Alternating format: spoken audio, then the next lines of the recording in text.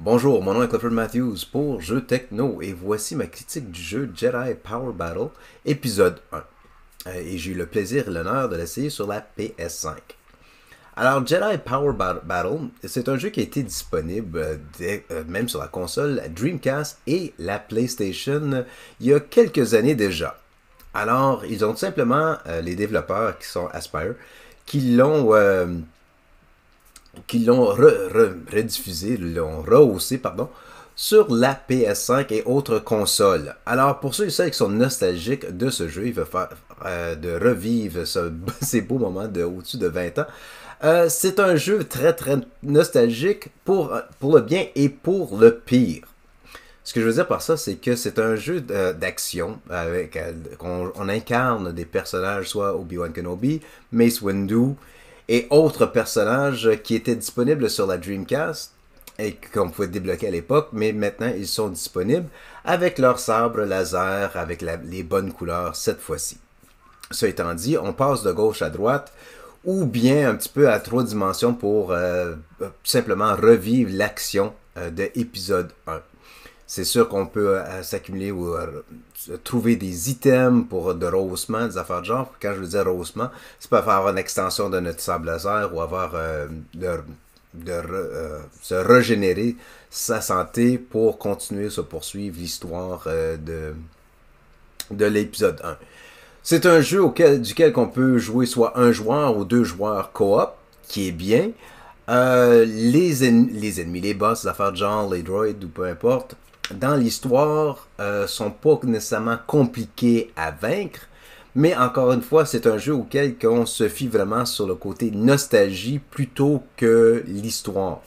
Comme la majorité des jeux qui sont fidèles au film, on se fixe ou on se mise plus ou moins sur le succès du film plutôt que sortir un jeu qui est fidèle aux partisans, aux amateurs de la franchise, telle que Star Wars en ce cas-ci.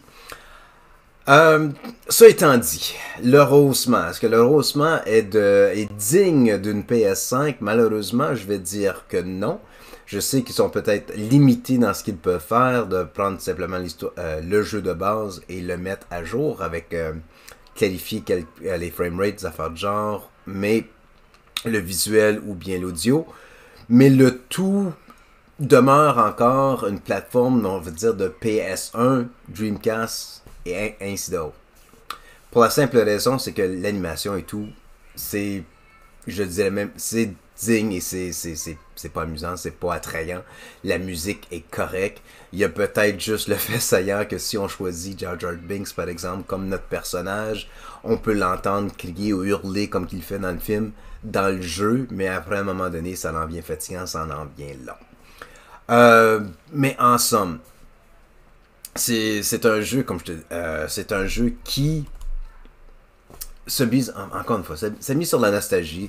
Il est amusant, il y a au-dessus de deux décennies passées. Pour ceux et celles qui l'ont jamais joué, est-ce que c'est bien de... Je pense qu'ils vont trouver ce jeu-là plate, pour être bien honnête.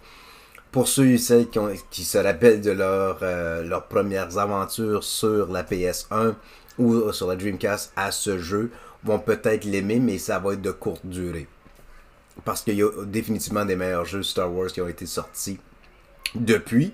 Et puis même juste tout récemment, je dirais que je le coderais au-dessus, je le classerais, pardon, au-dessus de celui-ci. Les contrôles, c'est des contrôles vraiment de base. Bloquer, attaquer, des attaques spéciales. Qu'est-ce qui est... C'est pas sorcier ou c'est pas vraiment style Jedi, c'est pas Wizard si on veut utiliser une référence à Star Wars juste là.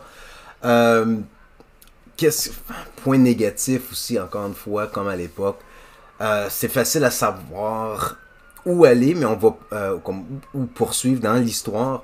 Par contre, il n'y a pas d'indication auquel qu'est-ce qui est inaccessible ou bien question de perception quand on saute d'un obstacle à l'autre.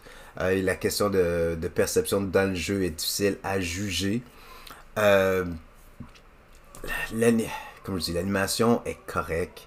Mais c'est la même correcte, plus vers le poche. Euh, mais encore une fois, ils ont tout simplement pris ce qu'ils pouvaient de la première génération pour la mettre à jour. Est-ce que c'est un jeu auquel que je passais d'énormes heures dessus? Malheureusement, non. Je l'ai fait, je l'ai complété. J'ai passé honnêtement à d'autres choses. J'ai l'introduit à mes enfants, ce jeu-ci, puis même eux, ils ont perdu d'intérêt assez rapidement au jeu.